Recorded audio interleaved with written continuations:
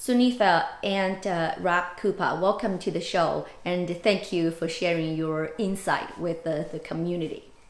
For each question, I would like Sunitha to give input from the Attorney General's point of view, and then have Rob Kupa follow up with some community and legislative points. The first one is, can you give us a clear definition of what is a hate crime and a bias incident? What is the real difference?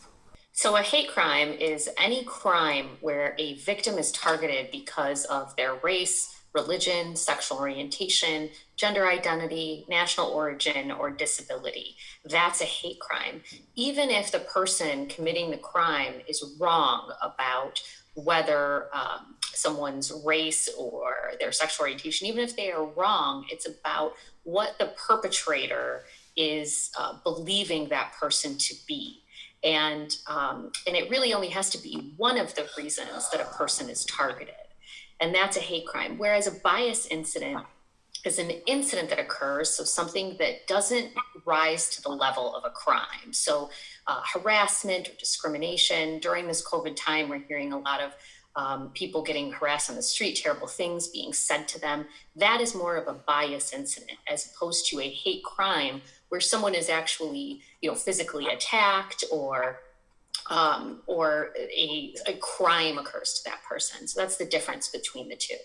No, I think it's important to recognize that only 3% of hate crimes are reported. A lot of people do feel bias, but I think there's a challenge because you don't know what the legislation is or what the policy is around this, and that people can be held accountable. And so really having an understanding of the definition of a hate crime and a bias incident helps people understand why it's so important to report and how they can frame their reporting. How much of a problem is this issue in Michigan? Well, it's hard to really tell because our statistics don't really capture exactly how much is going on. As Representative Kupa talked about, really only 3 to 5% are actually reported to law enforcement, and that's where the data comes from. So if not enough is being reported, then that data doesn't exactly capture the actual problem in Michigan. We've heard anecdotal evidence of people experiencing hate crimes and saying, I'm worried about retaliation, or I'm worried about going to law enforcement, so I don't want to actually report it. But we have heard of this in Michigan as far as ones that have happened during this COVID outbreak. We are seeing a lot of national incidents, but we're not seeing much violence in Michigan right now. We have had reports of incidents of people getting harassed at grocery stores, of having their face mask grabbed off of them, of being blamed for COVID. There has been at least one incident that I know of racist graffiti at a park. We've heard of Zoom bombings of gatherings, and we've seen reports all around the country and even internationally. But luckily in Michigan, we haven't seen much violence as it relates to this. How important is it for people to report hate incidents? It's extremely important because these are messaging crimes. So these are messages to whole communities in that they're different than an individual crime where it's one person committing a crime on another. If you're committing a crime because of someone's race, religion, gender, national origin, ethnicity, you're doing it to send a message to an entire community. And that message is that you are not wanted, you are not American, and that is just not the case. So it's really important to report because if that's a messaging crime to a community, if you don't report, then there's no message that can be sent back that this is going to be not tolerated in the state. It seems like a lot of incidents go underreported. Why do they? What is the best way to report incidents? So there is a lot of barriers for people to report, among them mistrust between a community and law enforcement. For instance, undocumented persons often have a fear of deportation or that they'll be asked their status, which we do not do. There is fear of law enforcement, or sometimes there are language barriers that contribute to underreporting. Also cultural barriers, maybe in your home country, that maybe in someone's home country who's a victim of a crime like this, they don't normally go to law enforcement because they're corrupt or they have to be paid to do their jobs.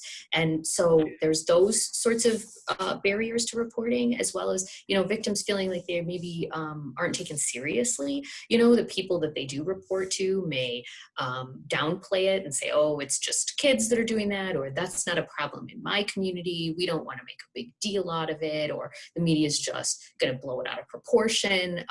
And so it starts at the law enforcement level, where these things are taken very seriously as messages to entire communities. And then from there, it has to be dealt with appropriately. But the first hurdle is always actual reporting, and those barriers sometimes are difficult to overcome. So I actually want to add something to that the cultural issues. I know that coming from an Indian American immigrant background, I'm an immigrant from India. My mother always said, you can change your reactions, you can't always change other people's actions. And so changing your own reactions, like acceptance. And so I always teach my kids, though, that if we don't speak up, then the person who committed that crime will never be stopped if we don't say anything.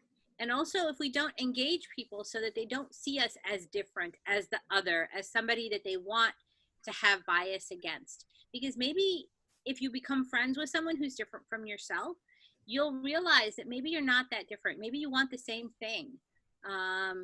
You want your children to get a good education. You want access to clean drinking water. You want to protect your environment.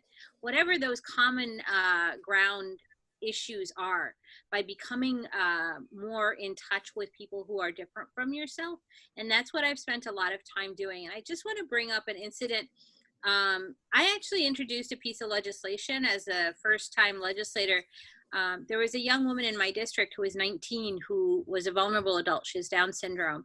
And the family came forward with this information because the challenge is that if you don't have a criminal penalty when someone is a victim of an online crime, then that person who committed the crime may continue to do it. So we have these things in place as a deterrent, because if they don't get stopped, then they may continue to do it. And the responsibility on those of us who face this kind of, whether it's online sexual predator or a hate crime, we must report it. Because if we don't, then we don't know how many times it's happening, and we don't. If we have policy that makes sure that, like we do with the hate crimes, we can head it off before it becomes something worse. And I'll give you another example of the religious house of worship in my district that is Hindu. They had bad words written on their signage on the main road, and they did report it, but they didn't want anybody to know about it. They didn't want the police department to share it with anyone. It was just in their records. And the challenge is when you don't want to have raise awareness about these things, then people don't know, and also the perpetrators aren't held accountable. And so I think it's really important that we hold people accountable. We hold our own, when I talked to my kids when they were younger, I would make sure that they knew if they did something wrong, what was the consequence.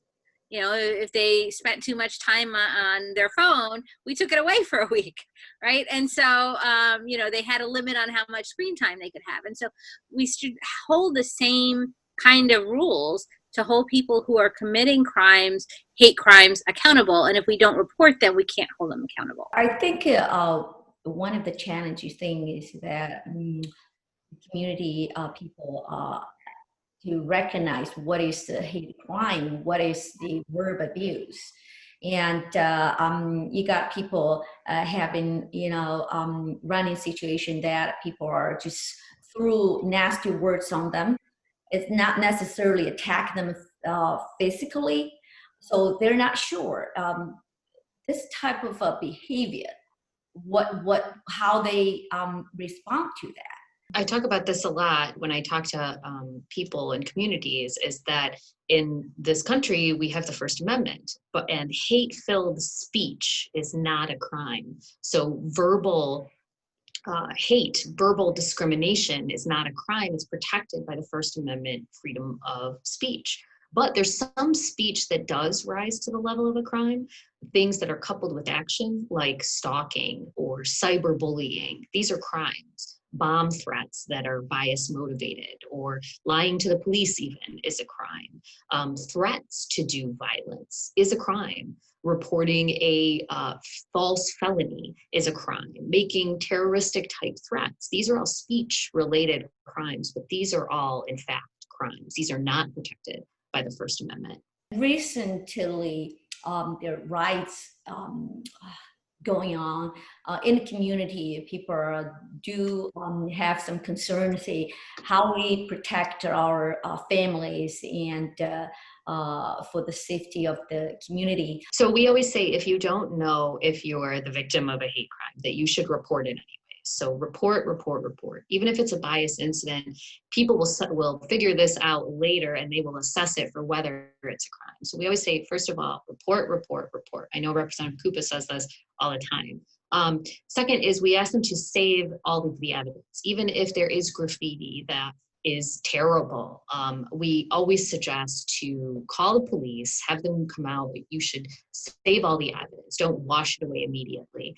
Take photos of injuries if there are any. Write down exactly what was said. It's often very important to know the exact wording of what someone said. And over time, you might forget that, or it may be a traumatizing incident. So you always want to write down what was said. You want to write down the description of the person, their race, their gender, their clothing, their hair, eye color, any unusual features, any voice characteristics that are unusual. And you always want to ask for a translator if you're calling the police and you feel more comfortable in your language to be able to convey everything.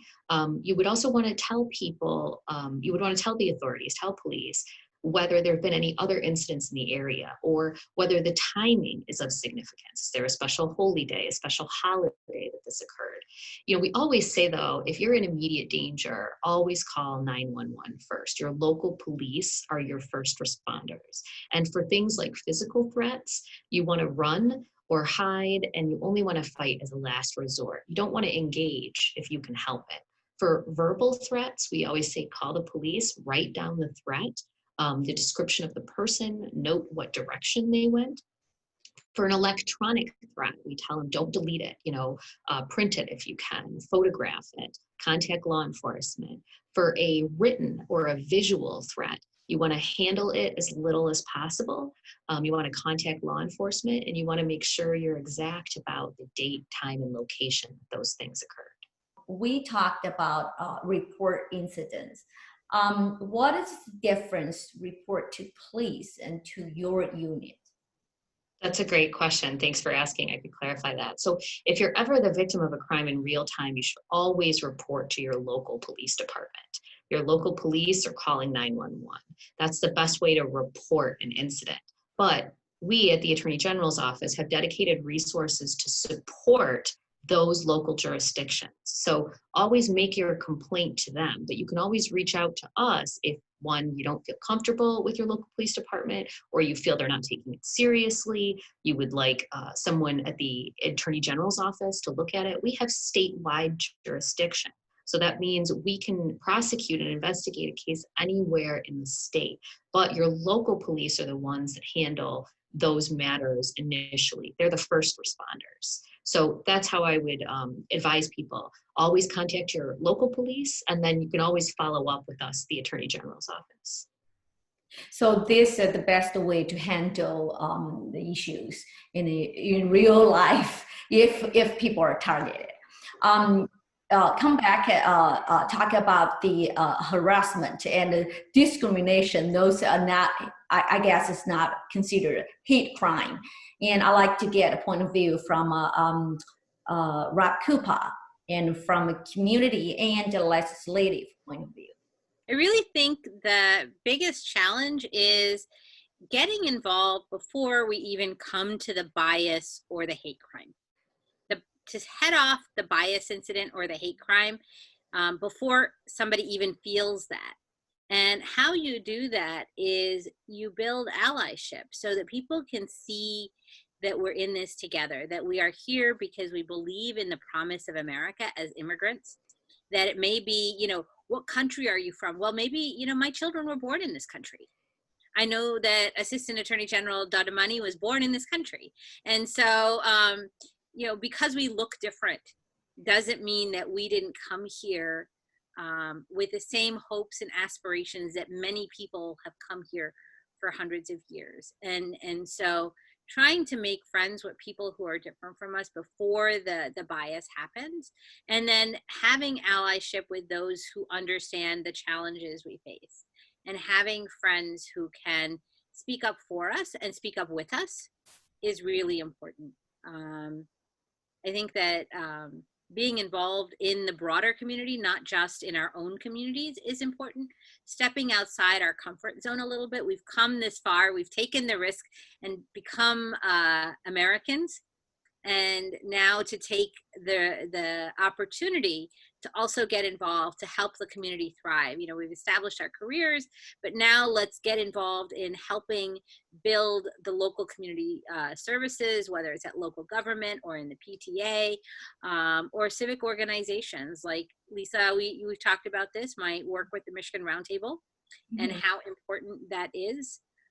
We have an organization called AAPI, and I have been seeking members of the community to come to those meetings. AAPI is an acronym for a group of community leaders and police that join together once a month to build trust. And so the community organizations that come and the police leadership that comes, we talk about the things that are happening, and we learn from the police, and we hear from the community leaders. And so attending meetings like that and being part of the mainstream organizations that are here to address things before they escalate to becoming hate crimes is really important. Thank you so much. What is the best contact information if the community needs to get in contact with the both of you?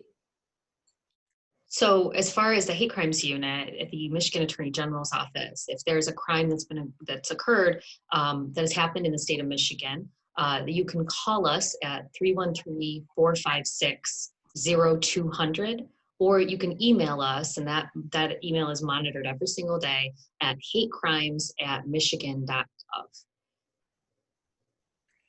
And for me, I serve the communities of Troy and Clawson. And so you can reach me at Padma Kupa, my full name, Padma Kupa, at house.mi.gov. And I will pass on any question you have. If you're not my constituent, I may need to be appropriate, I need to pass it on to your legislator. So whoever is your representative. So being able to give me your address or your zip code, or look up the name of your state rep or your state senator. I work closely with Senator Chang. She serves Detroit District 1, so a large part of southeastern Detroit. But I serve Troy and Clawson. And I'm very honored to represent one of the most diverse cities in Michigan, where I've lived for over 20 yees. I think we have the highest concentration of immigrants of any city in Michigan. 29% of Troy was born in another country. And so I think it's a really big honor to be the voice for District 41, and also represent the immigrant voice in the legislature as an immigrant myself. Thank you so much, Sunitha and Rob Cooper, for sharing your insight with the community. Thank you. 他们是一群前线英雄，而你可以用一个小举动来报答他们。